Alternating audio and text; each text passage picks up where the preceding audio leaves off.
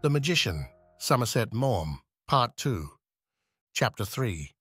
The Chien Noir, where Susie Boyd and Margaret generally dined, was the most charming restaurant in the quarter.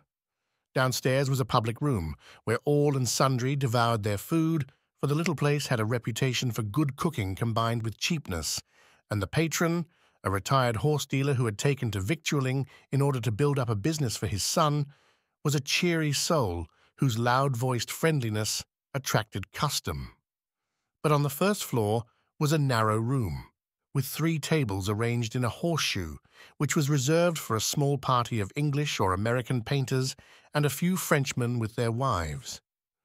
At least, they were so nearly wives, and their manner had such a matrimonial respectability that Susie, when first she and Margaret were introduced into this society, judged it would be vulgar to turn up her nose. She held that it was prudish to insist upon the conventions of Notting Hill in the Boulevard de Montparnasse. The young women who had thrown in their lives with these painters were modest in demeanor and quiet in dress. They were model housewives who had preserved their self-respect notwithstanding a difficult position, and did not look upon their relation with less seriousness because they had not muttered a few words before Monsieur le Maire. The room was full when Arthur Burden entered, but Margaret had kept him an empty seat between herself and Miss Boyd. Everyone was speaking at once in French at the top of his voice, and a furious argument was proceeding on the merit of the later Impressionists. Arthur sat down and was hurriedly introduced to a lanky youth who sat on the other side of Margaret. He was very tall, very thin, very fair. He wore a very high collar and very long hair, and held himself like an exhausted lily. "He always reminds me of an Aubrey Beardsley that's been dreadfully smudged," said Susie in an undertone. "He's a nice, kind creature, but his name is Jagson. He has virtue and industry. I haven't seen any of his work, but he has absolutely no talent." "How do you know if you've not seen his pictures?" asked Arthur. "Oh, it's one of our conventions here that nobody has talent," laughed Susie. "We suffer one another personally, but we have no illusions about the value of our neighbor's work. Tell me who everyone is." "Well, look at that little bald man in the corner. That is Warren." Arthur looked at the man she pointed out. He was a small person, with a pate as shining as a billiard ball and a pointed beard. He had protruding, brilliant eyes. "Hasn't he had too much to drink?" asked Arthur frigidly. "Much," answered Susie promptly, "but he's always in that condition, and the further he gets from sobriety, the more charming he is. He's the only man in this room of whom you'll never hear a word of evil. The strange thing is that he's very nearly a great painter. He has the most fascinating sense of color in the world, and the more intoxicated he is, the more delicate and beautiful is his painting. Sometimes, after more than the usual number of aperitifs, he will sit down in a cafe to do a sketch, with his hands so shaky that he can hardly hold a brush. He has to wait for a favorable moment, and then he makes a jab at the panel. And the immoral thing is that each of these little jabs is lovely. He's the most delightful interpreter of Paris I know, and when you've seen his sketches, he's done hundreds of unimaginable grace and feeling and distinction. You can never see Paris in the same way again." The little maid, who looked busily after the varied wants of the customers, stood in front of them to receive Arthur's order. She was a hard-visaged creature of mature age, but she looked neat in her black dress and white cap, and she had a motherly way of attending to these people, with a capacious smile of her large mouth, which was full of charm. "I don't mind what I eat," said Arthur. "Let Margaret order my dinner for me." "No, it would have been just as good if I had ordered it," laughed Susie. They began a lively discussion with Marie as to the merits of the various dishes, and it was only interrupted by Warren's hilarious expostulations. "Marie, I precipitate myself at your feet and beg you to bring me a poule au riz." "Oh, but give me one moment, monsieur," said the maid. "Do not pay any attention to that gentleman. His morals are detestable, and he only seeks to lead you from the narrow path of virtue." Arthur protested that, on the contrary, the passion of hunger occupied at that moment his heart to the exclusion of all others. "Marie, you no longer love me," cried Warren. "There was a time when you did not look so coldly upon me when I ordered a bottle of white wine." The rest of the party took up his complaint, and all besought her not to show too hard a heart to the bald and rubicund painter.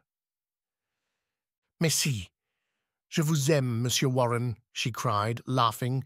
"Je vous aime tous, tous." She ran downstairs amid the shouts of men and women to give her orders. "The other day, the Chien Noir was the scene of a tragedy," said Susie. "Marie broke off relations with her lover, who is a waiter at Lavignue's, and would have no reconciliation.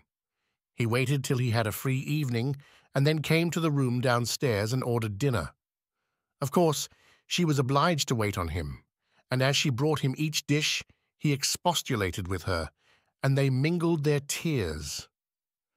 "She wept in floods," interrupted a youth with neatly brushed hair and fat nose. "She wept all over our food, and we ate its salt with tears. We besought her not to yield. Except for our encouragement, she would have gone back to him, and he beats her." Marie appeared again, with no signs now that so short a while ago romance had played a game with her and brought the dishes that had been ordered. Susie seized once more upon Arthur Burden's attention. "Now please look at the man who is sitting next to Mr. Warren." Arthur saw a tall, dark fellow with strongly marked features, untidy hair, and a ragged black moustache. "That is Mr. O'Brien, who is an example of the fact that strength of will and an earnest purpose cannot make a painter. He's a failure, and he knows it, and the bitterness has warped his soul. If you listen to him, you'll hear every painter of eminence come under his lash. He can forgive nobody who's successful, and he never acknowledges merit in anyone till he's safely dead and buried." "He must be a cheerful companion," answered Arthur. "And who is the stout old lady by his side with the flaunting hat?" "That is the mother of Madame Rouge, the little pale-faced woman sitting next to her. She is the mistress of Rouge, who does all the illustrations for La Semaine. At first it rather tickled me that the old lady should call him mon gendre, my son-in-law, and take the irregular union of her daughter with such a noble unconcern for propriety. But now it seems quite natural." The mother of Madame Rouge had the remains of beauty, and she sat bolt upright, picking the leg of a chicken with a dignified gesture. Arthur looked away quickly, for catching his eye, she gave him an amorous glance. Rouge had more the appearance of a prosperous tradesman than of an artist, but he carried on with O'Brien, whose French was perfect, an argument on the merits of Cézanne. To one, he was a great master, and to the other, an impudent charlatan. Each hotly repeated his opinion, as though the mere fact of saying the same thing several times made it more convincing. "Next to me is Madame Meyer," proceeded Susie. "She was a governess in Poland, but she was much too pretty to remain one, and now she lives with the landscape painter who is by her side." Arthur's eyes followed her words and rested on a clean-shaven man with a large quantity of grey curling hair. He had a handsome face of a deliberately aesthetic type, and was very elegantly dressed.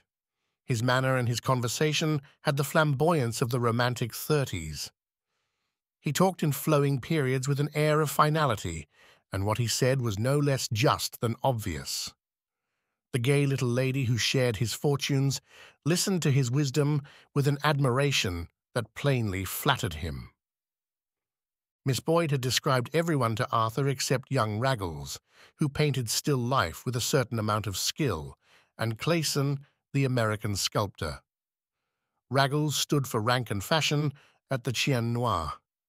He was very smartly dressed in a horsey way, and he walked with bow-legs as though he spent most of his time in the saddle.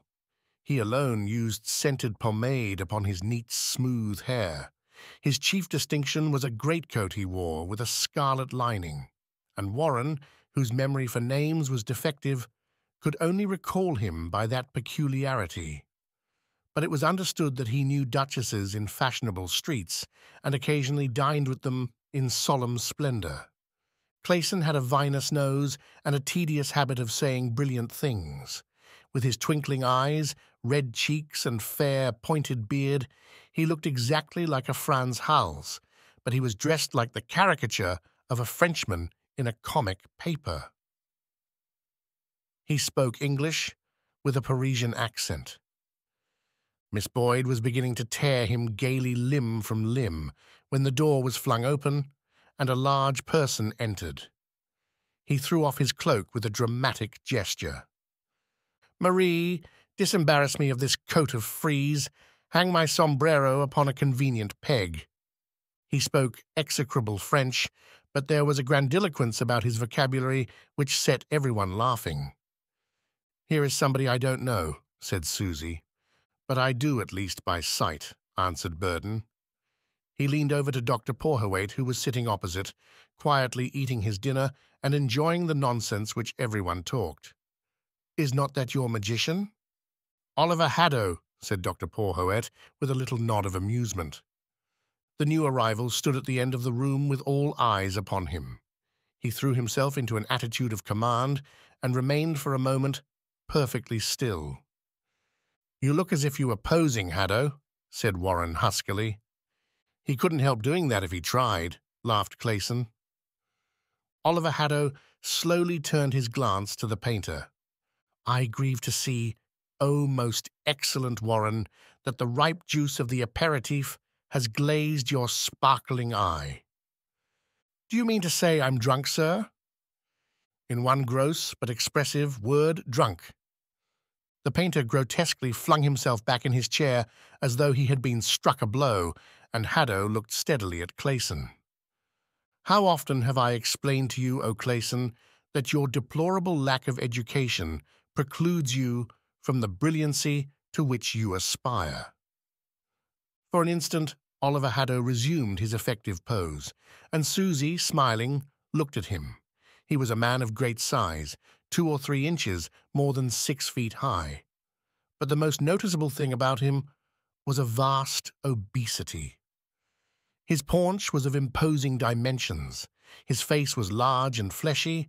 He had thrown himself into the arrogant attitude of Velasquez's portrait of Del Borro in the Museum of Berlin, and his countenance bore of set purpose the same contemptuous smile.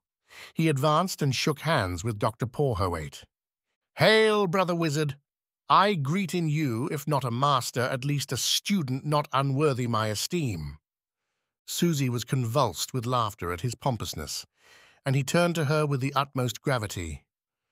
"Madam, your laughter is more soft in mine ears than the singing of bulbul in a Persian garden." Dr. Porhoët interposed with introductions. The magician bowed solemnly as he was in turn made known to Susie Boyd and Margaret and Arthur Burden. He held out his hand to the grim Irish painter. "Well, my O'Brien, have you been mixing as usual the waters of bitterness with the thin claret of Bordeaux?" "Why don't you sit down and eat your dinner?" returned the other gruffly. "Ah, my dear fellow, I wish I could drive the fact into this head of yours that rudeness is not synonymous with wit. I shall not have lived in vain if I teach you in time to realize that the rapier of irony is more effective an instrument than the bludgeon of insolence." O'Brien reddened with anger, but could not at once find a retort, and Haddo passed on to that faded, harmless youth who sat next to Margaret. "Do my eyes deceive me? Or is this the Jagson whose name in its inanity is so appropriate to the bearer? I am eager to know if you still devote upon the ungrateful arts talents which were more profitably employed upon haberdashery." The unlucky creature, thus brutally attacked, blushed feebly without answering, and Haddo went on to the Frenchman, Meyer, as more worthy of his mocking. "I'm afraid my entrance interrupted you in a discourse. Was it the celebrated harangue on the greatness of Michelangelo, or was it the searching analysis of the art of Wagner?" "We were just going," said Meyer, getting up with a frown.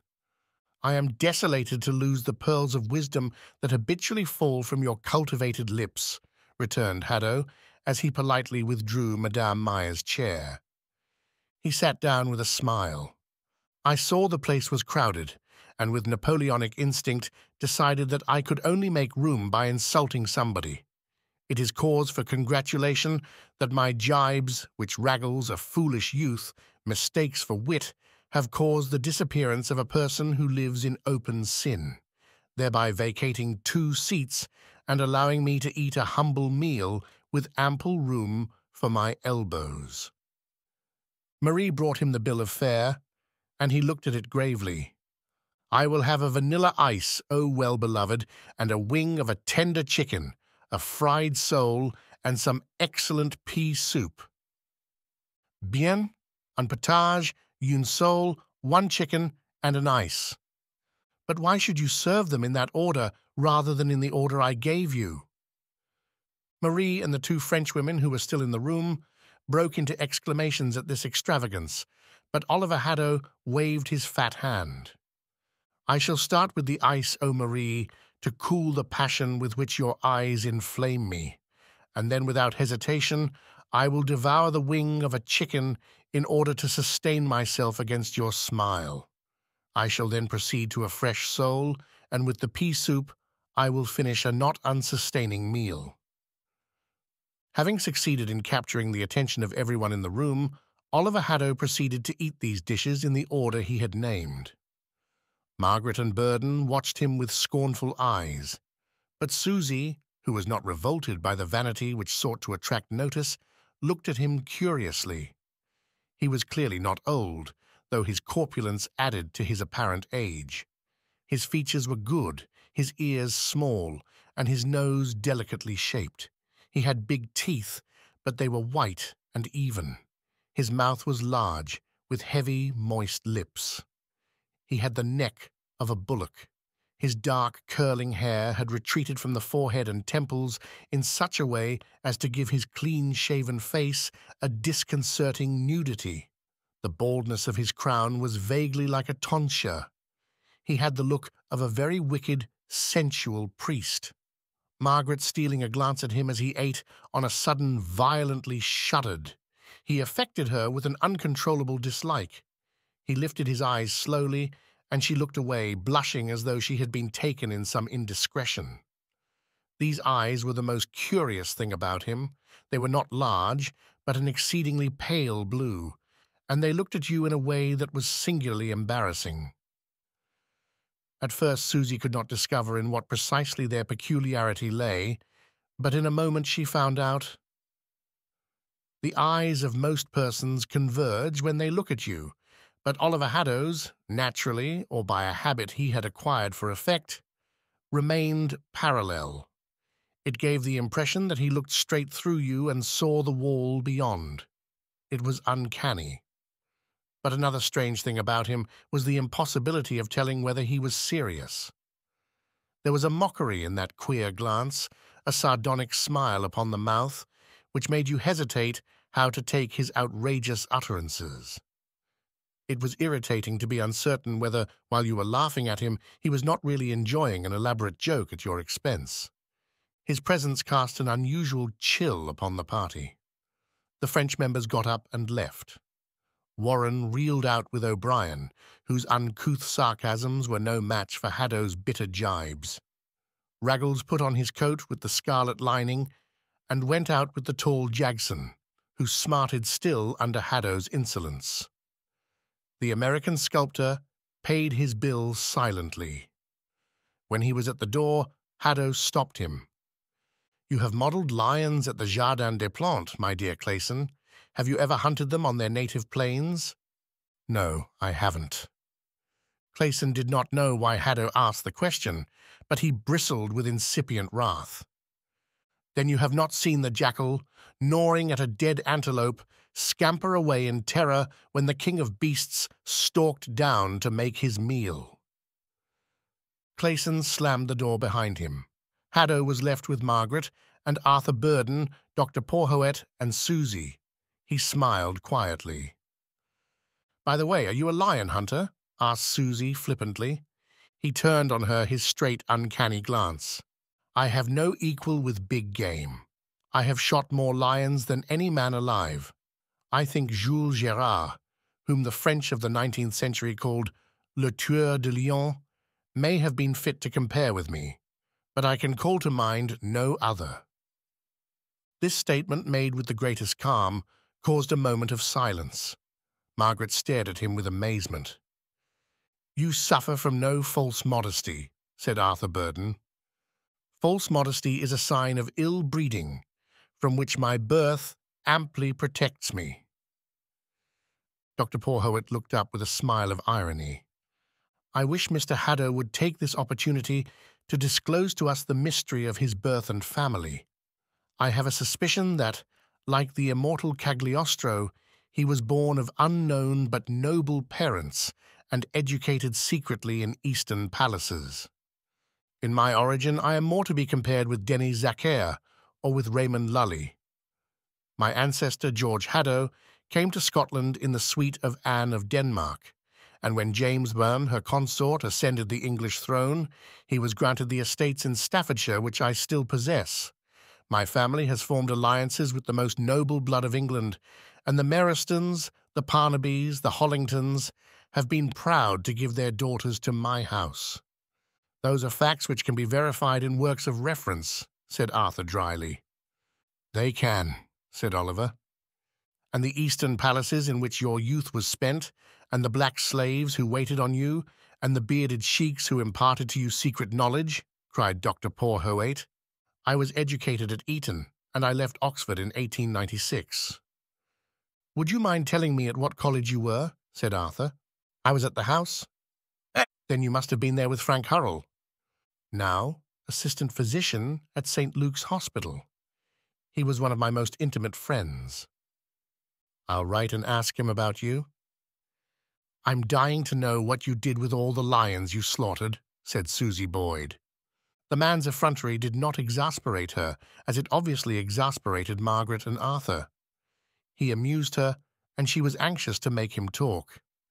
"They decorate the floors of Skene, which is the name of my place in Staffordshire."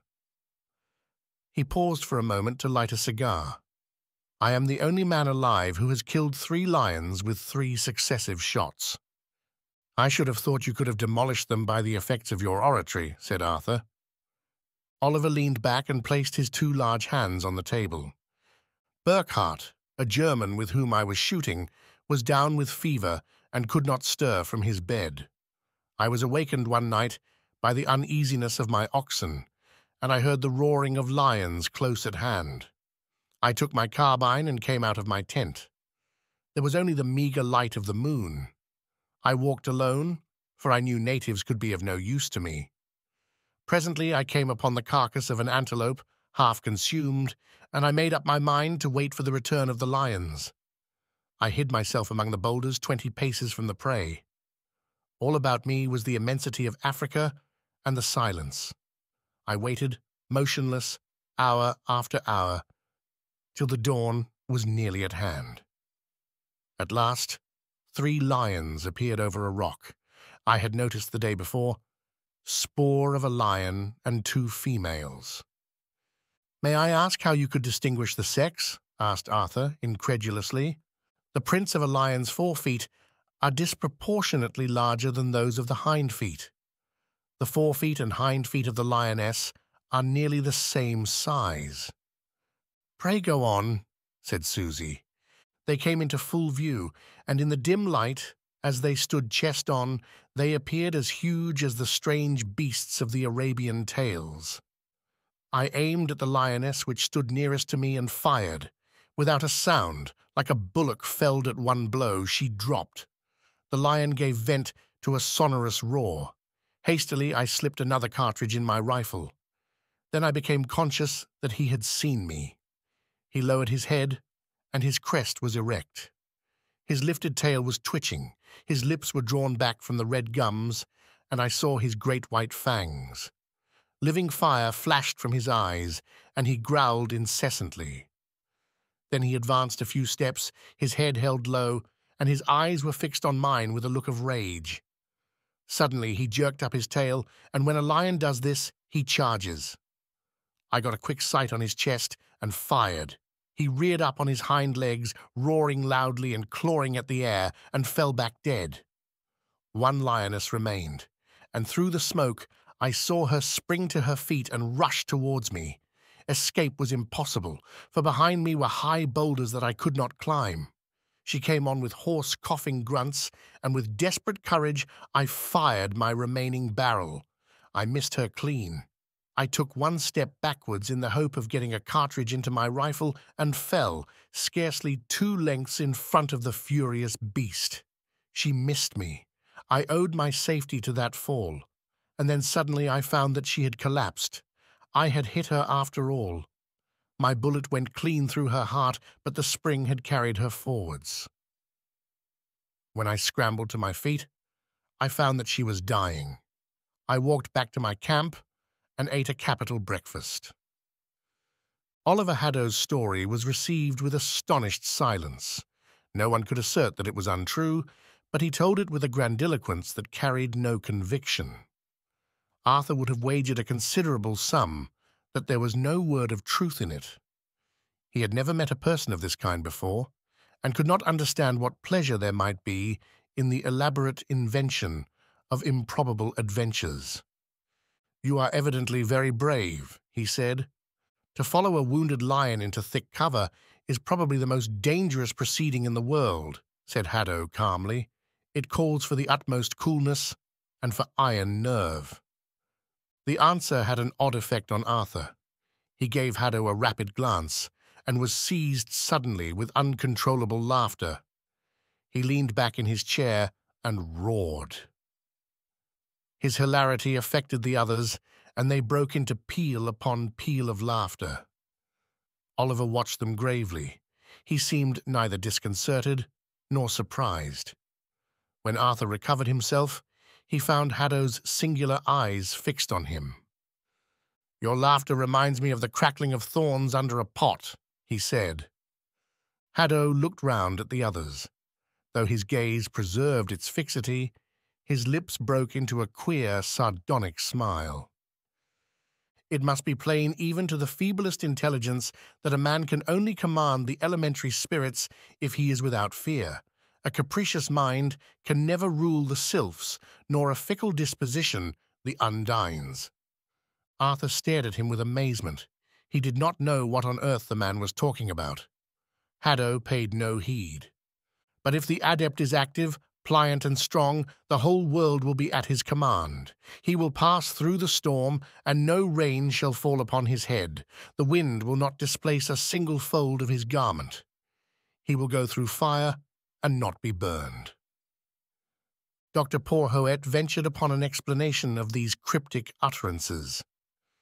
"These ladies are unacquainted with the mysterious beings of whom you speak, cher ami. They should know that during the Middle Ages imagination peopled the 4 elements with intelligences, normally unseen, some of which were friendly to man and others hostile. They were thought to be powerful and conscious of their power, though at the same time they were profoundly aware that they possessed no soul. Their life depended upon the continuance of some natural object, and hence for them there could be no immortality.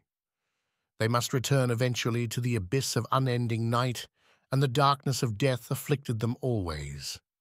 But it was thought that in the same manner as man by his union with God had won a spark of divinity, so might the sylphs, gnomes, undines, and salamanders, by an alliance with man, partake of his immortality. And many of their women, whose beauty was more than human, gained a human soul by loving one of the race of men. But the reverse occurred also, and often a lovesick youth lost his immortality because he left the haunts of his kind to dwell with the fair, soulless denizens of the running streams or of the forest airs." "I didn't know that you spoke figuratively," said Arthur to Oliver Haddo.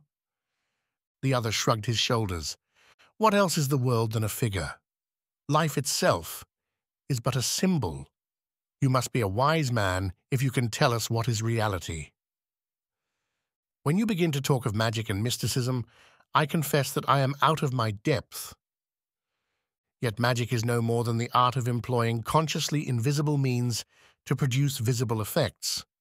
Will, love, and imagination are magic powers that everyone possesses, and whoever knows how to develop them to their fullest extent is a magician. Magic has but one dogma, namely, that the seen is the measure of the unseen. Will you tell us what the powers are that the adept possesses? They are enumerated in a Hebrew manuscript of the 16th century, which is in my possession. The privileges of him who holds in his right hand the keys of Solomon, and in his left the branch of the blossoming almond, are 21. He beholds God face to face without dying, and converses intimately with the 7 genii who command the celestial army. He is superior to every affliction and to every fear. He reigns with all heaven and is served by all hell. He holds the secret of the resurrection of the dead and the key of immortality. If you possess even these, you have evidently the most varied attainments, said Arthur ironically. Everyone can make game of the unknown, retorted Haddo with a shrug of his massive shoulders. Arthur did not answer. He looked at Haddo curiously. He asked himself whether he believed seriously these preposterous things, or whether he was amusing himself in an elephantine way at their expense. His mariner was earnest, but there was an odd expression about the mouth, a hard twinkle of the eyes, which seemed to belie it. Susie was vastly entertained. It diverted her enormously to hear occult matters discussed with apparent gravity in this prosaic tavern. Dr. Porhoët broke the silence. Arago, after whom has been named a neighboring boulevard, declared that doubt was a proof of modesty, which has rarely interfered with the progress of science. But one cannot say the same of incredulity, and he that uses the word impossible outside of pure mathematics is lacking in prudence. It should be remembered that Lactantius proclaimed belief in the existence of antipodes inane, and St. Augustine of Hippo added that in any case there could be no question of inhabited lands. "That sounds as if you were not quite skeptical, dear doctor," said Miss Boyd. "In my youth I believed nothing, for science had taught me to distrust even the evidence of my 5 senses," he replied, with a shrug of the shoulders. "But I have seen many things in the East which are inexplicable by the known processes of science. Mr. Haddo has given you one definition of magic, and I will give you another. It may be described merely as the intelligent utilization of forces which are unknown, contemned, or misunderstood of the vulgar. The young man who settles in the East sneers at the ideas of magic which surround him, but I know not what there is in the atmosphere that saps his unbelief. When he has sojourned for some years among Orientals, he comes insensibly to share the opinion of many sensible men that perhaps there is something in it after all." Arthur Burdon made a gesture of impatience. "I cannot imagine that, however much I lived in Eastern countries, I could believe anything that had the whole weight of science against it. If there were a word of truth in anything Haddo says, we should be unable to form any reasonable theory of the universe." "For a scientific man, you argue with singular fatuity," said Haddo icily, and his manner had an offensiveness which was intensely irritating.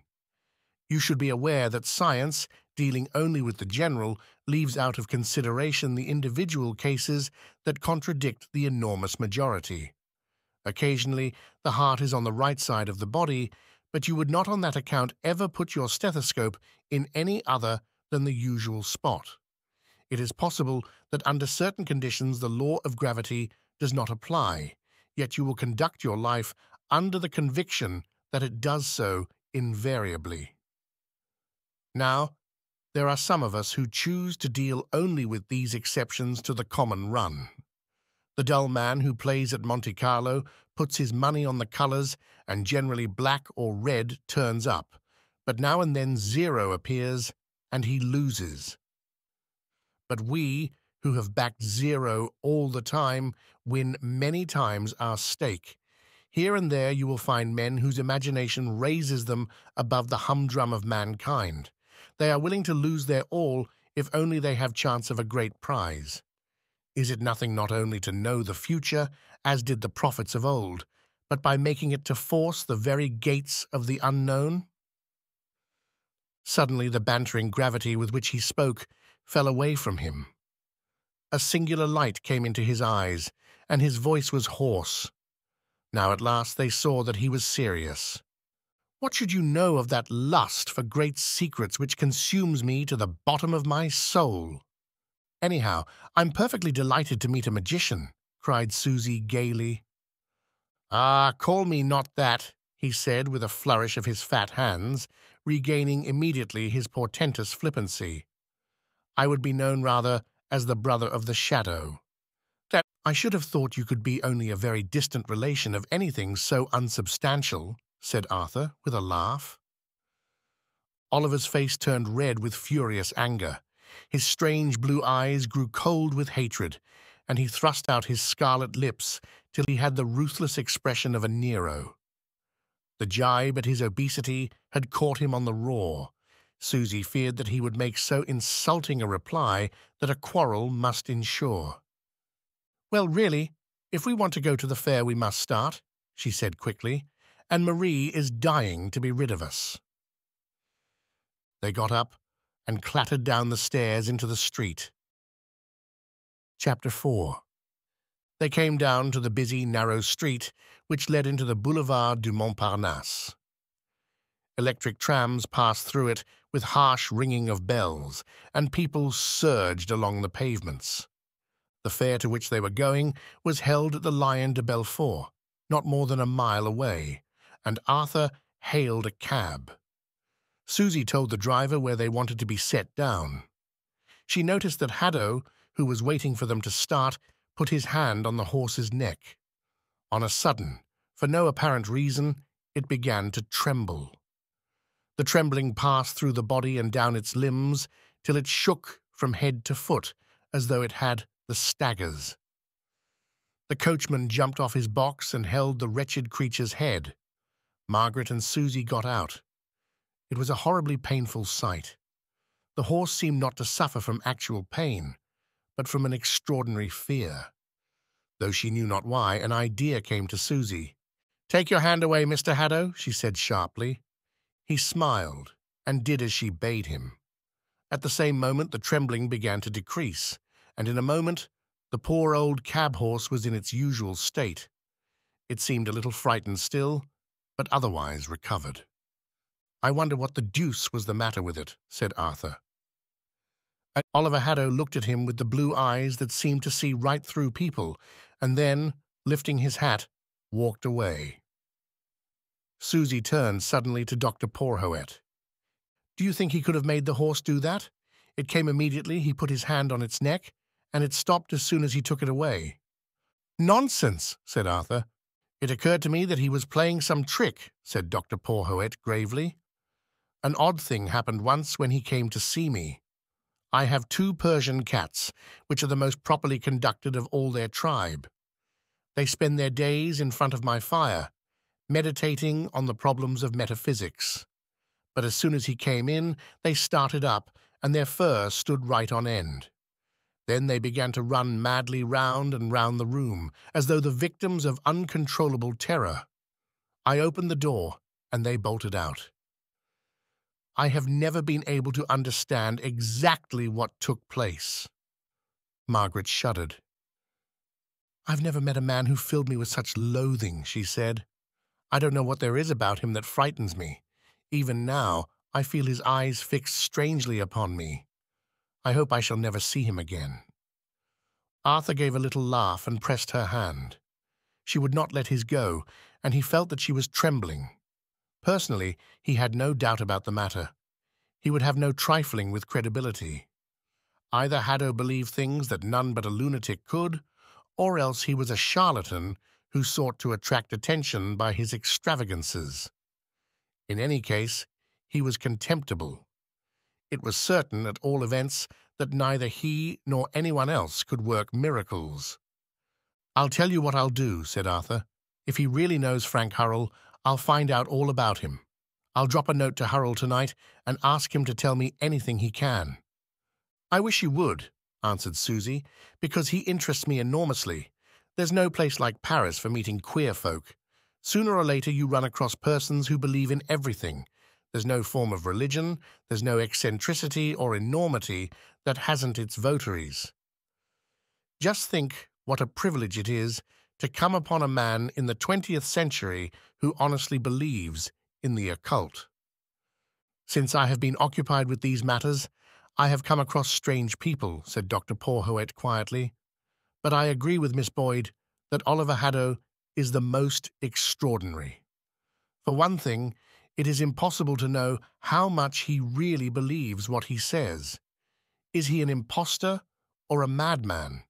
Does he deceive himself, or is he laughing up his sleeve at the folly of those who take him seriously? I cannot tell. All I know is that he has travelled widely and is acquainted with many tongues. He has a minute knowledge of alchemical literature, and there is no book I have heard of, dealing with the black arts, which he does not seem to know." Dr. Porhoët shook his head slowly. "I should not care to dogmatize about this man. I know I shall outrage the feelings of my friend Arthur, but I am bound to confess it would not surprise me to learn that he possessed powers by which he was able to do things seemingly miraculous." Arthur was prevented from answering by their arrival at the Lion de Belfort. The fair was in full swing. The noise was deafening. Steam bands thundered out the popular tunes of the moment, and to their din merry-go-rounds were turning. At the door of booths men vociferously importuned the passers-by to enter. From the shooting saloons came a continual spatter of toy rifles. Linking up these sounds were the voices of the serried crowd that surged along the central avenue and the shuffle of their myriad feet. The night was lurid with acetylene torches, which flamed with a dull, unceasing roar. It was a curious sight, half gay, half sordid. The throng seemed bent with a kind of savagery upon amusement, as though, resentful of the weary round of daily labour, it sought by a desperate effort to be merry. The English party with Dr. Porhoët, mildly ironic, had scarcely entered before they were joined by Oliver Haddo. He was indifferent to the plain fact that they did not want his company. He attracted attention, for his appearance and his manner were remarkable, and Susie noticed that he was pleased to see people point him out to one another. He wore a Spanish cloak, the capa, and he flung the red and green velvet of its lining gaudily over his shoulder. He had a large soft hat. His height was great, though less noticeable on account of his obesity, and he towered over the puny multitude. They looked idly at the various shows, resisting the melodramas, the circuses, the exhibitions of eccentricity, which loudly clamoured for their custom. Presently they came to a man who was cutting silhouettes in black paper, and Haddo insisted on posing for him. A little crowd collected and did not spare their jokes at his singular appearance. He threw himself into his favourite attitude of proud command. Margaret wished to take the opportunity of leaving him, but Miss Boyd insisted on staying. "He's the most ridiculous creature I've ever seen in my life," she whispered. "I wouldn't let him out of my sight for worlds." When the silhouette was done, he presented it with a low bow to Margaret. "I implore your acceptance of the only portrait now in existence of Oliver Haddo," he said. "Thank you," she answered frigidly. She was unwilling to take it, but had not the presence of mind to put him off by a jest, and would not be frankly rude. As though certain she set much store on it, he placed it carefully in an envelope. They walked on, and suddenly came to a canvas booth on which was an Eastern name. Roughly painted on sailcloth was a picture of an Arab charming snakes, and above were certain words in Arabic. At the entrance, a native sat cross-legged, listlessly beating a drum. When he saw them stop, he addressed them in bad French. "Does not this remind you of the turbid Nile, Dr. Porhoët?" said Haddo. "Let us go in and see what the fellow has to show." Dr. Porhoët stepped forward and addressed the charmer, who brightened on hearing the language of his own country. "He is an Egyptian from Asyut," said the doctor. "I will buy tickets for you all," said Haddo. He held up the flap that gave access to the booth, and Susie went in. Margaret and Arthur Burden, somewhat against their will, were obliged to follow. The native closed the opening behind them. They found themselves in a dirty little tent, ill-lit by 2 smoking lamps.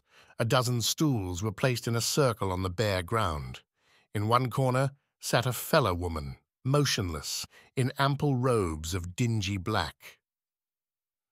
Her face was hidden by a long veil, which was held in place by a queer ornament of brass in the middle of the forehead, between the eyes. These alone were visible, large and sombre, and the lashes were darkened with kohl. Her fingers were brightly stained with henna. She moved slightly as the visitors entered, and the man gave her his drum. She began to rub it with her hands curiously, and made a droning sound, which was odd and mysterious. There was a peculiar odour in the place, so that Dr. Porhoët was for a moment transported to the evil-smelling streets of Cairo. It was an acrid mixture of incense, of a tar of roses, with every imaginable putrescence. It choked the 2 women, and Susie asked for a cigarette. The native grinned when he heard the English tongue. He showed a row of sparkling and beautiful teeth. "My name Mohammed," he said. "Me show serpents to Sirdar Lord Kitchener. Wait and see. Serpents very poisonous." He was dressed in a long blue gabardine, more suited to the sunny banks of the Nile than to a fair in Paris, and its colour could hardly be seen for dirt. On his head was the national tarbouche. A rug lay at one side of the tent, and from under it he took a goatskin sack. He placed it on the ground in the middle of the circle formed by the seats and crouched down on his haunches. Margaret shuddered, for the uneven surface of the sack moved strangely. He opened the mouth of it. The woman in the corner listlessly droned away on the drum, and occasionally uttered a barbaric cry. With a leer and a flash of his bright teeth, the Arab thrust his hand into the sack and rummaged as a man would rummage in a sack of corn. He drew out a long, writhing snake. He placed it on the ground and for a moment waited. Then he passed his hand over it. It became immediately as rigid as a bar of iron, except that the eyes, the cruel eyes, were open still. There might have been no life in it. "Look," said Haddo, "that is the miracle which Moses did before Pharaoh." Then the Arab took a reed instrument, not unlike the pipe which Pan in the hills of Greece played to the dryads, and he piped a weird, monotonous tune. The stiffness broke away from the snake suddenly, and it lifted its head and raised its long body till it stood almost on the tip of its tail, and it swayed slowly to and fro. Oliver Haddo seemed extraordinarily fascinated. He leaned forward with eager face, and his unnatural eyes were fixed on the charmer with an indescribable expression. Margaret drew back in terror. "You need not be frightened," said Arthur. "These people only work with animals whose fangs have been extracted." Oliver Haddo looked at him before answering. He seemed to consider each time what sort of man this was to whom he spoke. A man is only a snake charmer because, without recourse to medicine, he is proof against the fangs of the most venomous serpents. "Do you think so?" said Arthur. "I saw the most noted charmer of Madras die 2 hours after he had been bitten by a cobra," said Haddo. "I had heard many tales of his prowess, and one evening asked a friend to take me to him. He was out when we arrived, but we waited, and presently, accompanied by some friends, he came. We told him what we wanted. He had been at a marriage feast and was drunk. But he sent for his snakes, and forthwith showed us marvels which this man has never heard of. At last he took a great cobra from his sack and began to handle it. Suddenly it darted at his chin and bit him. It made 2 marks like pinpoints. The juggler started back. "I am a dead man," he said. "Those about him would have killed the cobra, but he prevented them." "Let the creature live," he said. "It may be of service to others of my trade." To me, it can be of no other use. Nothing can save me." His friends and the jugglers, his fellows, gathered round him and placed him in a chair. In 2 hours he was dead. In his drunkenness he had forgotten a portion of the spell which protected him, and so he died. "You have a marvellous collection of tall stories," said Arthur. "I'm afraid I should want better proof that these particular snakes are poisonous." Oliver turned to the charmer and spoke to him in Arabic. Then he answered Arthur. "The man has a horned viper. Cerastes is the name under which you gentlemen of science know it, and it is the most deadly of all Egyptian snakes. It is commonly known as Cleopatra's asp, for that is the serpent which was brought in a basket of figs to the paramour of Caesar in order that she might not endure the triumph of Augustus." "What are you going to do?" asked Susie. He smiled, but did not answer. He stepped forward to the center of the tent and fell on his knees. He uttered Arabic words, which Dr. Porhoët translated to the others. "O viper, I adjure you by the great God who is all-powerful to come forth. You are but a snake, and God is greater than all snakes. Obey my call and come." A tremor went through the goatskin bag, and in a moment a head was protruded. A lithe body wriggled out. It was a snake of light grey color, and over each eye was a horn. It lay slightly curled. "Do you recognize it?" said Oliver, in a low voice to the doctor. "I do." The charmer sat motionless, and the woman in the dim background ceased her weird rubbing of the drum. Haddo seized the snake and opened its mouth. Immediately it fastened on his hand, and the reptile teeth went deep into his flesh. Arthur watched him for signs of pain, but he did not wince. The writhing snake dangled from his hand. He repeated a sentence in Arabic, and, with the peculiar suddenness of a drop of water falling from a roof, the snake fell to the ground. The blood flowed freely. Haddo spat upon the bleeding place 3 times, muttering words they could not hear, and 3 times he rubbed the wound with his fingers. The bleeding stopped. He stretched out his hand for Arthur to look at. "That surely is what a surgeon would call healing by first intention," he said. Burden was astonished, but he was irritated too, and would not allow that there was anything strange in the cessation of the flowing blood. "You haven't yet shown that the snake was poisonous." "I have not finished yet," smiled Haddo. He spoke again to the Egyptian, who gave an order to his wife. Without a word, she rose to her feet, and from a box took a white rabbit. She lifted it up by the ears, and it struggled with its 4 quaint legs. Haddo put it in front of the horned viper. Before anyone could have moved, the snake darted forward, and like a flash of lightning struck the rabbit. The wretched little beast gave a slight scream. A shudder went through it, and it fell dead. Margaret sprang up with a cry. "Oh, how cruel! How hatefully cruel!" "Are you convinced now?" asked Haddo coolly. The 2 women hurried to the doorway. They were frightened and disgusted. Oliver Haddo was left alone with the snake charmer. Chapter 5. Dr. Porhoët had asked Arthur to bring Margaret and Miss Boyd to see him on Sunday at his apartment in the Isle St. Louis, and the lovers arranged to spend an hour on their way at the Louvre. Susie, invited to accompany them, preferred independence and her own reflections. To avoid the crowd which throngs the picture galleries on holidays, they went to that part of the museum where ancient sculpture is kept. It was comparatively empty, and the long halls had the singular restfulness of places where works of art are gathered together.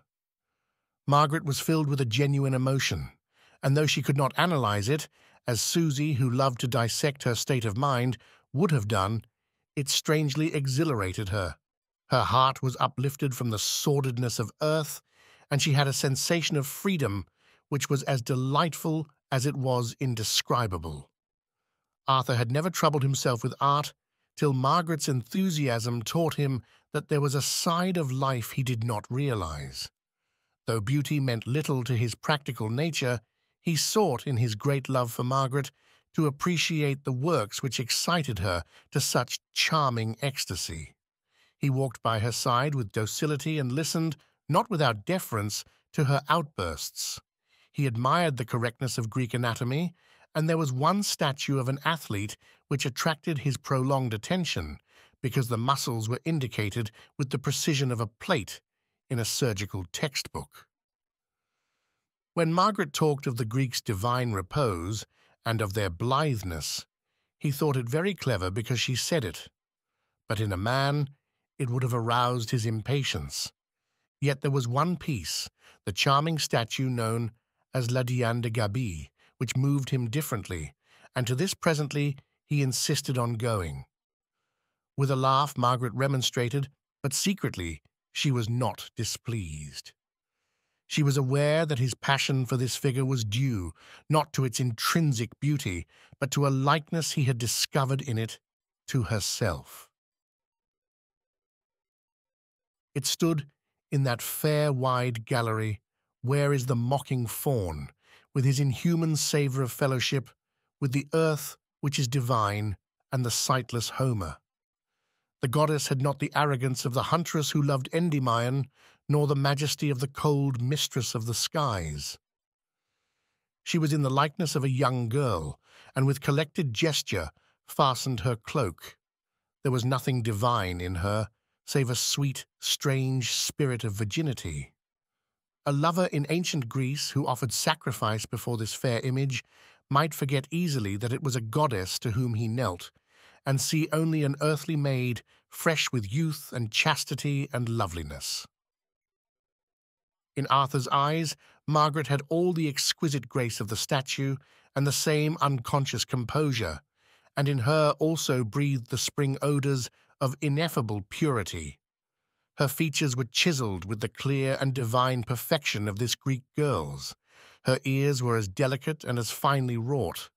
The colour of her skin was so tender that it reminded you vaguely of all beautiful soft things, the radiance of sunset and the darkness of the night, the heart of roses and the depth of running water.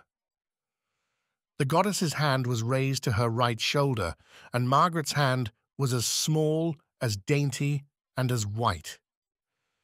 "Don't be so foolish," said she, as Arthur looked silently at the statue. He turned his eyes slowly, and they rested upon her. She saw that they were veiled with tears. "What on earth's the matter?" "I wish you weren't so beautiful," he answered awkwardly, as though he could scarcely bring himself to say such foolish things. "I'm so afraid that something will happen to prevent us from being happy. It seems too much to expect that I should enjoy such extraordinarily good luck." She had the imagination to see that it meant much for the practical man so to express himself. Love of her drew him out of his character, and though he could not resist, he resented the effect it had on him. She found nothing to reply, but she took his hand. "Everything has gone pretty well with me so far," he said, speaking almost to himself. "Whenever I've really wanted anything, I've managed to get it. I don't see why things should go against me now." He was trying to reassure himself against an instinctive suspicion of the malice of circumstances. But he shook himself and straightened his back. "It's stupid to be so morbid as that," he muttered. Margaret laughed. They walked out of the gallery and turned to the quay. By crossing the bridge and following the river, they must come eventually to Dr. Porhoët's house.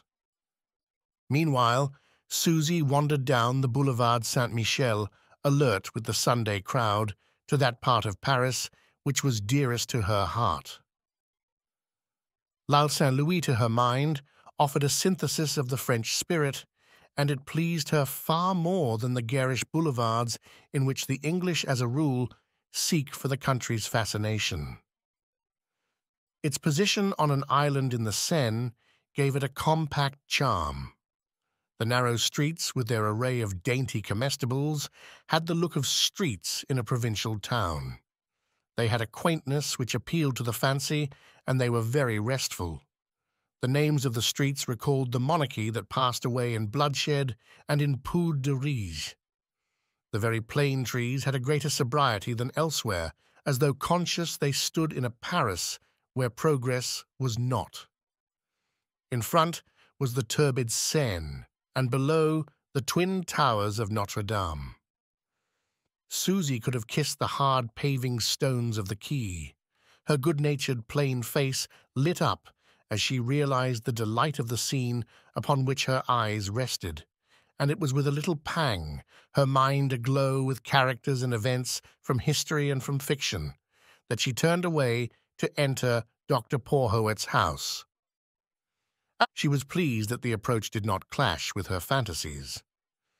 She mounted a broad staircase, dark but roomy, and, at the command of the concierge, rang a tinkling bell at one of the doorways that faced her. Dr. Porhoët opened in person. "Arthur and Mademoiselle are already here," he said as he led her in. They went through a prim French dining room with much woodwork and heavy scarlet hangings to the library. This was a large room, but the bookcases that lined the walls and a large writing table heaped up with books much diminished its size. There were books everywhere. They were stacked on the floor and piled on every chair. There was hardly space to move. Susie gave a cry of delight. "Now you mustn't talk to me. I want to look at all your books." "You could not please me more," said Dr. Porhoët, "but I am afraid they will disappoint you. They are of many sorts, but I fear there are few that will interest an English young lady." He looked about his writing table till he found a packet of cigarettes. He gravely offered one to each of his guests. Susie was enchanted with the strange, musty smell of the old books, and she took a first glance at them in general. For the most part they were in paper bindings, some of them neat enough, but more with broken backs and dingy edges. They were set along the shelves in serried rows, untidily, without method or plan. There were many older ones also in bindings of calf and pigskin, treasure from half the bookshops in Europe, and there were huge folios like Prussian grenadiers and tiny Elzevirs, which had been read by patrician ladies in Venice. Just as Arthur was a different man in the operating theatre, Dr. Porhoët was changed among his books. Though he preserved the amiable serenity which made him always so attractive, he had there a diverting brusqueness of demeanour which contrasted quaintly with his usual calm. "I was telling these young people when you came in of an ancient Koran which I was given in Alexandria by a learned man whom I operated upon for cataract." He showed her a beautifully written Arabic work with wonderful capitals and headlines in gold. "You know that it is almost impossible for an infidel to acquire the Holy Book, and this is a particularly rare copy, for it was written by Kate Bey, the greatest of the Mameluke sultans." He handled the delicate pages as a lover of flowers would handle rose leaves. "And have you much literature on the occult sciences?" asked Susie. Dr. Porhoët smiled. "I venture to think that no private library contains so complete a collection, but I dare not show it to you in the presence of our friend Arthur. He is too polite to accuse me of foolishness, but his sarcastic smile would betray him." Susie went to the shelves to which he vaguely waved and looked with a peculiar excitement at the mysterious array. She ran her eyes along the names. It seemed to her that she was entering upon an unknown region of romance. She felt like an adventurous princess who rode on her palfrey into a forest of great bare trees and mystic silences, where wan, unearthly shapes pressed upon her way. "I thought once of writing a life of that fantastic and grandiloquent creature, Philippus Aureolus Theophrastus Paracelsus Bombast von Hohenheim," said Dr. Porhoët, "and I have collected many of his books." He took down a slim volume in duodecimo, printed in the 17th century with queer plates, on which were all manner of cabalistic signs. The pages had a peculiar musty odour. They were stained with iron mould. "Here is one of the most interesting works concerning the black art. It is the grimoire of Honorius and is the principal textbook of all those who deal in the darkest ways of the science. Then he pointed out the Hexameron of Torquemada and the Tableau de l'inconstance des démons by Delancre. He drew his finger down the leather back of Del Rio's Disquisitiones Magicae and set upright the Pseudo-Monarchia Daemonorum of Wierus. His eyes rested for an instant on Hauber's Acta et Scripta Magica, and he blew the dust carefully off the most famous, the most infamous of them all, Sprenger's Malleus Maleficorum. Here is one of my greatest treasures. It is the Clavicula Salomonis, and I have much reason to believe that it is the identical copy which belonged to the greatest adventurer of the 18th century, Jacques Casanova. You will see that the owner's name had been cut out, but enough remains to indicate the bottom of the letters, and these correspond exactly with the signature of Casanova which I have found at the Bibliothèque Nationale. He relates in his memoirs that a copy of this book was seized among his effects when he was arrested in Venice for traffic in the black arts, and it was there, on one of my journeys from Alexandria, that I picked it up. He replaced the precious work, and his eye fell on a stout volume bound in vellum. I had almost forgotten the most wonderful, the most mysterious of all the books that treat of occult science. You have heard of the Kabbalah, but I doubt if it is more than a name to you. I know nothing about it at all, laughed Susie, except that it's all very romantic and extraordinary and ridiculous. This, then, is its history. Moses, who was learned in all the wisdom of Egypt, was first initiated into the Kabbalah in the land of his birth, but became most proficient in it during his wanderings in the wilderness. Here he not only devoted the leisure hours of 40 years to this mysterious science, but received lessons in it from an obliging angel. By aid of it, he was able to solve the difficulties which arose during his management of the Israelites, notwithstanding the pilgrimages, wars, and miseries of that most unruly nation. He covertly laid down the principles of the doctrine in the first 4 books of the Pentateuch, but withheld them from Deuteronomy. Moses also initiated the 70 elders into these secrets, and they in turn transmitted them from hand to hand. Of all who formed the unbroken line of tradition, David and Solomon were the most deeply learned in the Kabbalah. No one, however, dared to write it down till Shimeon ben Yochai, who lived in the time of the destruction of Jerusalem, and after his death the Rabbi Elazar, his son, and the Rabbi Abba, his secretary, collected his manuscripts and from them composed the celebrated treatise called Zohar. "And how much do you believe of this marvelous story?" asked Arthur Burden. "Not a word," answered Dr. Porhoët with a smile. "Criticism has shown that Zohar is of modern origin.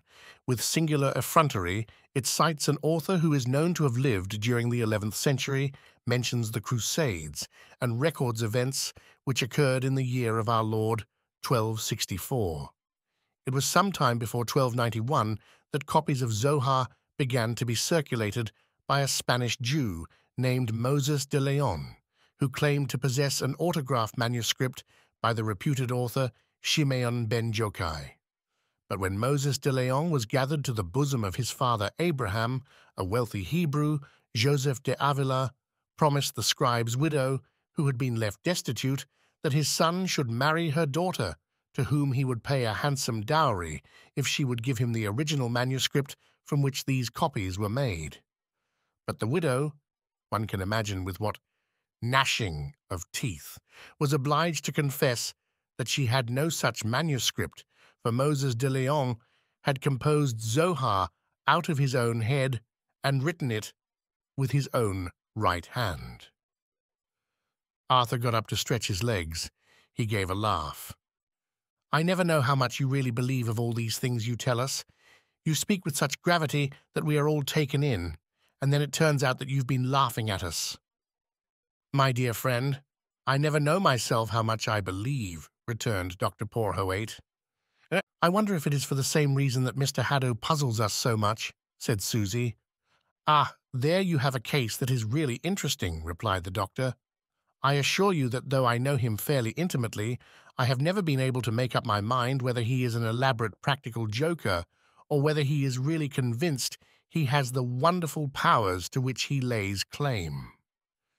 We certainly saw things last night that were not quite normal, said Susie. Why had that serpent no effect on him, though it was able to kill the rabbit instantaneously? And how are you going to explain the violent trembling of that horse, Mr. Burden? I can't explain it, answered Arthur irritably, but I'm not inclined to attribute to the supernatural everything that I can't immediately understand. I don't know what there is about him that excites in me a sort of horror, said Margaret. I've never taken such a sudden dislike to anyone. She was too reticent to say all she felt, but she had been strangely affected last night by the recollection of Haddo's words and of his acts. She had awakened more than once from a nightmare in which he assumed fantastic and ghastly shapes. His mocking voice rang in her ears, and she seemed still to see that vast bulk and the savage, sensual face. It was like a spirit of evil in her path, and she was curiously alarmed. Only her reliance on Arthur's common sense prevented her from giving way to ridiculous terrors. I've written to Frank Hurrell and asked him to tell me all he knows about him, said Arthur. I should get an answer very soon. I wish we'd never come across him, cried Margaret vehemently. I feel that he will bring us misfortune. You're all of you absurdly prejudiced, answered Susie gaily. He interests me enormously, and I mean to ask him to tea at the studio. I'm sure I shall be delighted to come. Margaret cried out, for she recognized Oliver Haddo's deep, bantering tones, and she turned round quickly. They were all so taken aback that for a moment no one spoke. They were gathered round the window and had not heard him come in. They wondered guiltily how long he had been there and how much he had heard. "How on earth did you get here?" cried Susie lightly, recovering herself first. No well-bred sorcerer is so dead to the finer feelings as to enter a room by the door, he answered with his puzzling smile. You were standing round the window, and I thought it would startle you if I chose that mode of ingress, so I descended with incredible skill down the chimney. I see a little soot on your left elbow, returned Susie. I hope you weren't at all burned. Not at all, thanks, he answered, gravely brushing his coat. In whatever way you came, you are very welcome, said Dr. Porhoët, genially holding out his hand. But Arthur impatiently turned to his host. I wish I knew what made you engage upon these studies, he said. I should have thought your medical profession protected you from any tenderness towards superstition. Dr. Porhoët shrugged his shoulders. I have always been interested in the oddities of mankind. At one time, I read a good deal of philosophy and a good deal of science, and I learned in that way that nothing was certain. Some people, by the pursuit of science, are impressed with the dignity of man, but I was only made conscious of his insignificance. The greatest questions of all have been threshed out since he acquired the beginnings of civilization, and he is as far from a solution as ever. Man can know nothing, for his senses are his only means of knowledge, and they can give no certainty. There is only one subject upon which the individual can speak with authority, and that is his own mind. But even here, he is surrounded with darkness. I believe that we shall always be ignorant of the matters which it most behoves us to know, and therefore I cannot occupy myself with them. I prefer to set them all aside, and since knowledge is unattainable, to occupy myself only with folly. It is a point of view I do not sympathize with, said Arthur, yet I cannot be sure that it is all folly, pursued the Frenchman reflectively. He looked at Arthur with a certain ironic gravity. Do you believe that I should lie to you when I promise to speak the truth? Certainly not. I should like to tell you of an experience that I once had in Alexandria. So far as I can see, it can be explained by none of the principles known to science. I ask you only to believe that I am not consciously deceiving you. He spoke with a seriousness which gave authority to his words.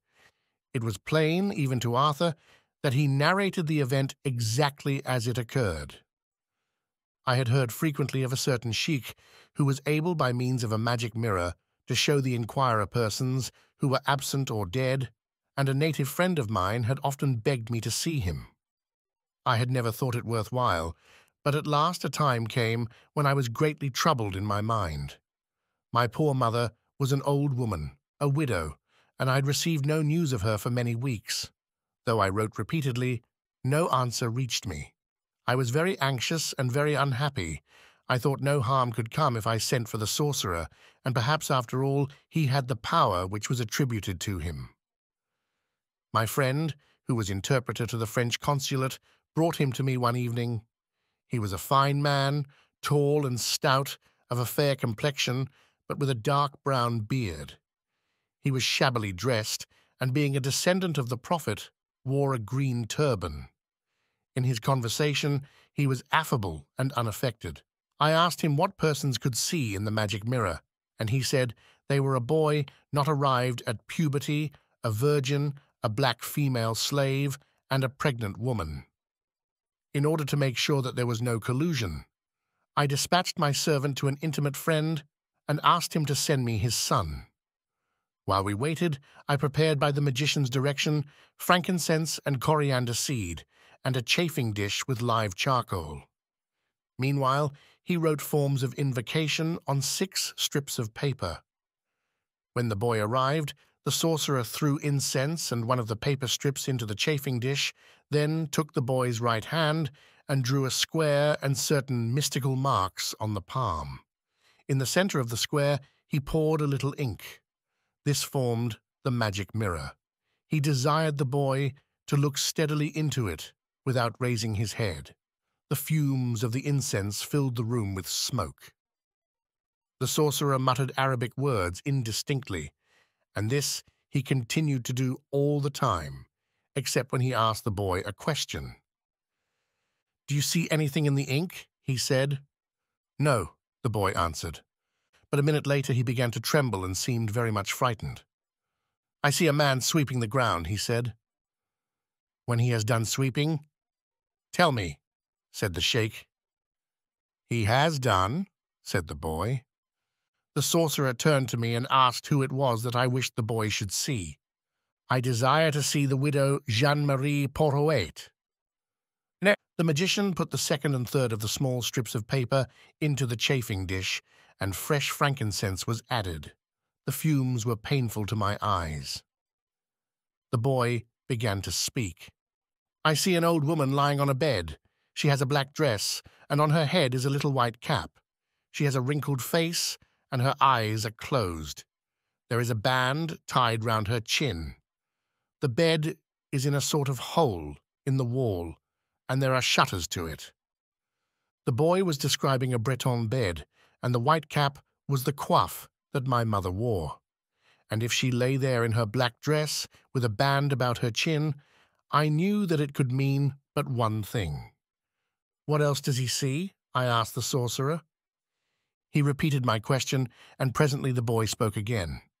"I see 4 men come in with a long box, and there are women crying. They all wear little white caps and black dresses, and I see a man in a white surplice with a large cross in his hands, and a little boy in a long red gown. And the men take off their hats, and now everyone is kneeling down." "I will hear no more," I said. "It is enough." I knew that my mother was dead. In a little while, I received a letter from the priest of the village in which she lived. They had buried her on the very day upon which the boy had seen this sight in the mirror of ink. Dr. Porhoët passed his hand across his eyes, and for a little while there was silence. "What have you to say to that?" asked Oliver Haddo at last. "Nothing," answered Arthur. Haddo looked at him for a minute with those queer eyes of his which seemed to stare at the wall behind. "Have you ever heard of Eliphas Levi?" he inquired. "He is the most celebrated occultist of recent years. He is thought to have known more of the mysteries than any adept since the divine Paracelsus. I met him once, interrupted Dr. Porhoët. You never saw a man who looked less like a magician. His face beamed with good nature, and he wore a long grey beard, which covered nearly the whole of his breast. He was of a short and very corpulent figure. The practice of black arts evidently disposes to obesity, said Arthur, icily. Susie noticed that this time Oliver Haddo made no sign that the taunt moved him. His unwinking, straight eyes remained upon Arthur without expression. Levi's real name was Alphonse Louis Constant, but he adopted that under which he is generally known for reasons that are plain to the romantic mind. His father was a bootmaker. He was destined for the priesthood, but fell in love with a damsel fair and married her. The union was unhappy. A fate befell him which has been the lot of greater men than he, and his wife presently abandoned the marital roof with her lover. To console himself, he began to make serious researches in the occult, and in due course published a vast number of mystical works dealing with magic in all its branches. I'm sure Mr. Haddo was going to tell us something very interesting about him, said Susie. I wished merely to give you his account of how he raised the spirit of Apollonius of Tyana in London. Susie settled herself more comfortably in her chair and lit a cigarette. He went there in the spring of 1856 to escape from internal disquietude and to devote himself without distraction to his studies. He had letters of introduction to various persons of distinction who concerned themselves with the supernatural, but, finding them trivial and indifferent, he immersed himself in the study of the supreme Kabbalah. One day, on returning to his hotel, he found a note in his room. It contained half a card, transversely divided, on which he at once recognized the character of Solomon's seal, and a tiny slip of paper on which was written in pencil. The other half of this card will be given you at 3 o'clock tomorrow in front of Westminster Abbey. Next day, going to the appointed spot, with his portion of the card in his hand, he found a baronial equipage waiting for him. A footman approached, and making a sign to him, opened the carriage door. Within was a lady in black satin, whose face was concealed by a thick veil. She motioned him to a seat beside her, and at the same time displayed the other part of the card he had received. The door was shut, and the carriage rolled away. When the lady raised her veil, Eliphas Levi saw that she was of mature age, and beneath her grey eyebrows were bright black eyes of preternatural fixity. Susie Boyd clapped her hands with delight. "I think it's delicious, and I'm sure every word of it is true," she cried. "I'm enchanted with the mysterious meeting at Westminster Abbey in the mid-Victorian era. Can't you see the elderly lady in a huge crinoline and a black poke bonnet, and the wizard in a ridiculous hat, a bottle-green frock-coat, and a flowing tie of black silk?" Eliphas remarks that the lady spoke French with a marked English accent, pursued Haddo imperturbably. She addressed him as follows: "Sir, I am aware that the law of secrecy is rigorous among adepts, and I know that you have been asked for phenomena, but have declined to gratify a frivolous curiosity. It is possible that you do not possess the necessary materials.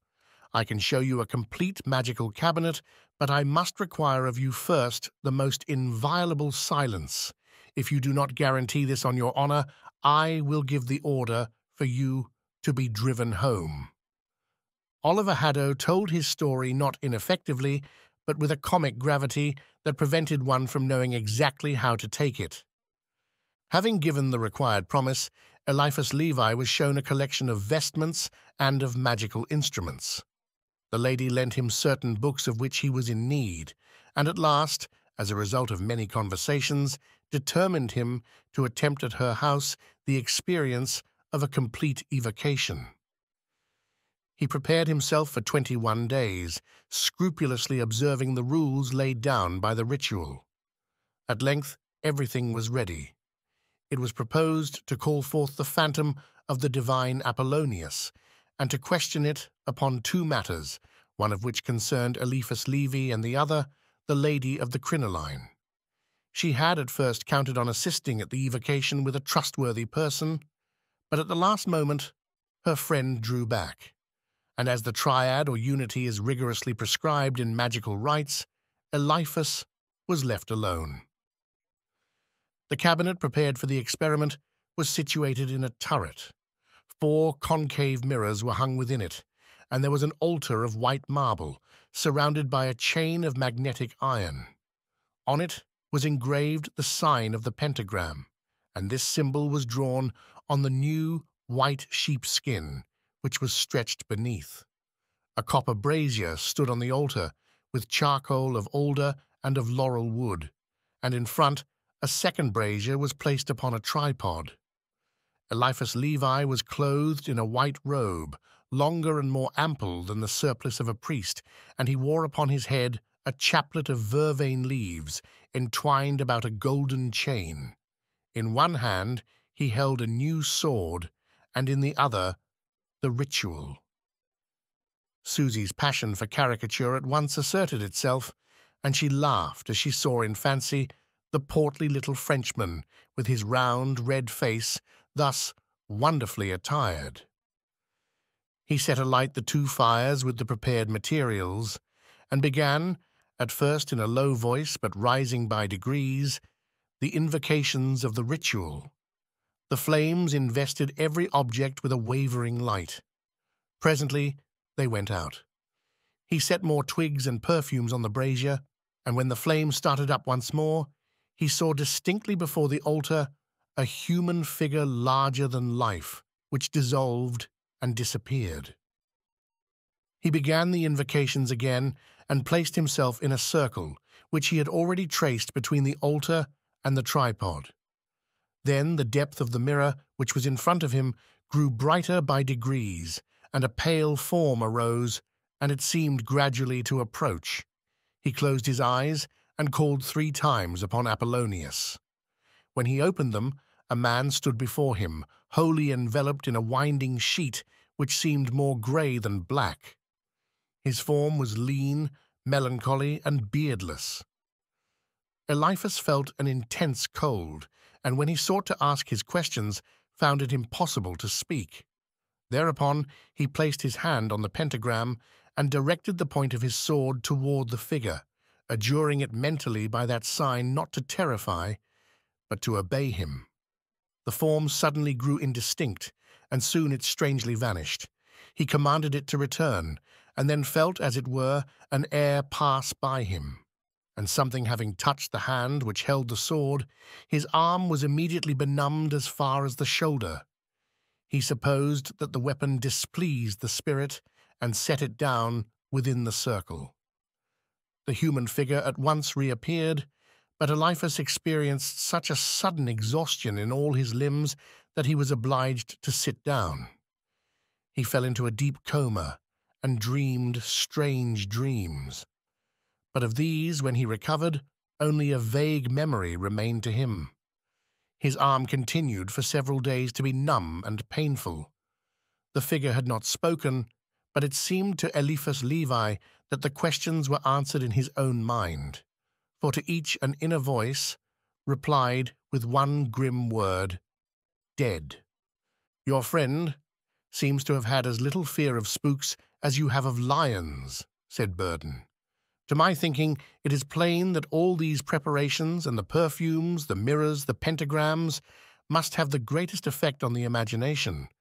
My only surprise is that your magician saw no more." "Eliphas Levi talked to me himself of this evocation," said Dr. Porhoët. "He told me that its influence on him was very great. He was no longer the same man, for it seemed to him that something from the world beyond had passed into his soul." "I am astonished that you should never have tried such an interesting experiment yourself," said Arthur to Oliver Haddo. "I have," answered the other calmly.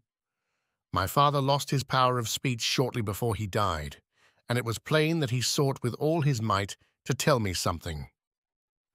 A year after his death, I called up his phantom from the grave so that I might learn what I took to be a dying wish. The circumstances of the apparition are so similar to those I have just told you that it would only bore you if I repeated them. The only difference was that my father actually spoke. "What did he say?" asked Susie. "He said solemnly, 'By Ashantis, they are bound to go up.' I did as he told me, but my father was always unlucky in speculation, and they went down steadily. I sold out at considerable loss, and concluded that in the world beyond they are as ignorant of the tendency of the stock exchange as we are in this vale of sorrow." Susie could not help laughing, but Arthur shrugged his shoulders impatiently. It disturbed his practical mind never to be certain if Haddo was serious or if, as now, he was plainly making game of them.